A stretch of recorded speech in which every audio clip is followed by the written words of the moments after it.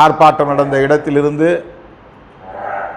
1 நிமிடம் அல்லது 2 நிமிட தூரத்தில் தான் நான் கடந்திருப்பேன். அந்த இடத்திலே எனது வண்டிக்கு முன்னால் இருசக்கர வண்டியில் ஒரு இளைஞர் போய்கொண்டிருந்தார். அவர் நம்முடைய வண்டியை நன்றாக கவனித்து விட்டுத்தான் போகிறார். என் வண்டிக்கு பின்னால் எனக்கு வழக்கமாக வருகிற பாதுகாவலர்கள், காவல்துறையை சார்ந்தவர்கள், எஸ்கார்ட் போலீஸ் என் வண்டிக்கு அருகே வந்து கொண்டிருக்கிறார்கள். வழக்கமாக முன்னால் செல்வார்கள். அப்போது சற்று முன்னதாக எனது வண்டி கிளம்பிவிட்டதால் எனக்கு பின்னால் வந்தார்கள். அந்த இருசக்கர வண்டியில் போன இளைஞர் திடுமென இருசக்கர வண்டியை நிறுத்திவிட்டு எனது வண்டியை நோக்கி வேகமாக முறைத்து கொண்டே வந்தார். ஏதோ சத்தம் போட்டார். நான் நமது வண்டியை நிறுத்த வேண்டாம், நீங்கள் வலதுபுறமாக ஏறி வண்டியை முன்னே எடுத்து செல்லுங்கள் என்று சொன்னேன். அப்படி செல்ல முடியாதவாறு அவர் முன்னாலே வண்டியை நிறுத்திவிட்டு நம்முடைய வண்டியை நோக்கி கைகளை ஓங்கி அசைத்து கொண்டே வந்தார்.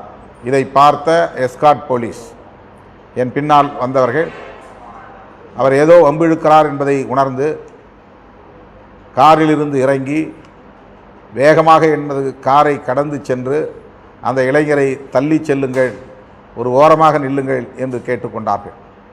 ஆனால் அவர் எஸ்கார்ட் போலீஸை பார்த்தும் கூட அந்த வண்டியில் நான் அமர்ந்திருக்கிறேன் என்பதை பார்த்தும் கூட வேண்டுமென்றே வம்பு இழுக்கிற மனநிலையில் நின்று கொண்டு ஏதேதோ கைகளை ஆட்டி அசைத்து பேசி கொண்டிருந்தார். நமது கட்சியை சார்ந்த முன்னணி தோழர்கள் அந்த இடத்திலே வந்ததும் கொஞ்சம் ஓரமாக தள்ளி நில்லுங்கள் என்று கேட்டதும் அவர்களிடமும் அவர் முறைத்து பேசியிருக்கிறார், வேகமாக பேசியிருக்கிறார்.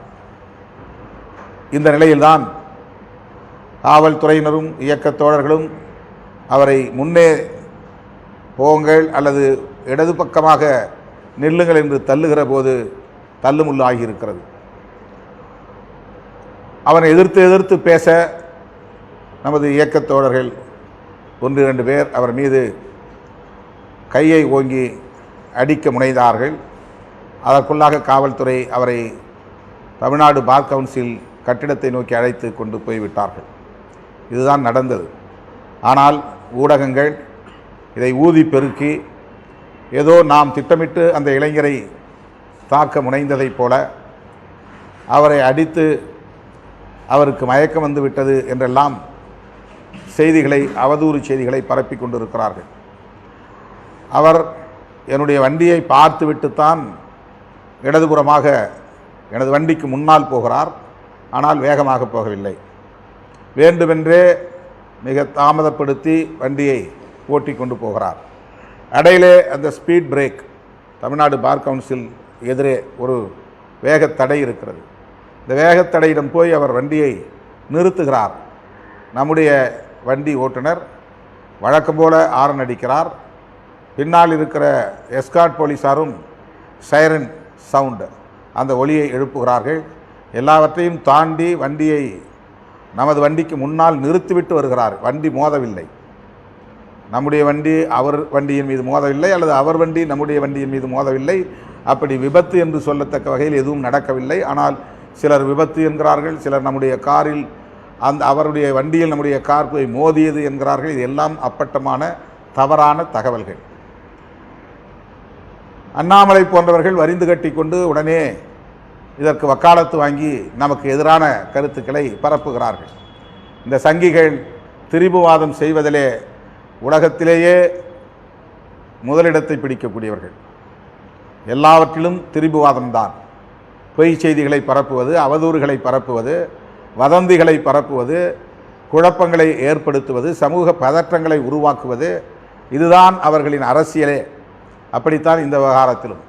உடனே நான் அங்கிருந்த தோழரிடத்தில் அந்த பிரச்சனையை அப்படியே விட்டுவிடுங்கள், அந்த பகுதியை சார்ந்த பூக்கடை பகுதியை சார்ந்த துணை ஆணையர், டெப்டி கமிஷனர் என்னை தொலைபேசியில் தொடர்பு கொண்டார்.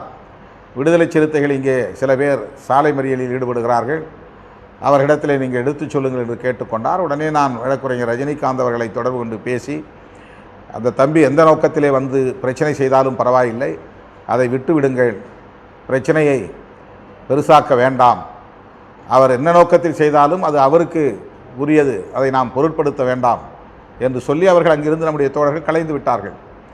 ஆனால் இதை திட்டமிட்டே நமக்கு எதிராக பரப்புகிறார்கள். சில தொலைக்காட்சிகள், சமூக ஊடகங்கள் வழக்கம் போல நம் மீது அவதூறு பரப்பக்கூடிய முக்கியமான தொலைக்காட்சிகள், அதுதான் அவர்களுக்கு வேலையே.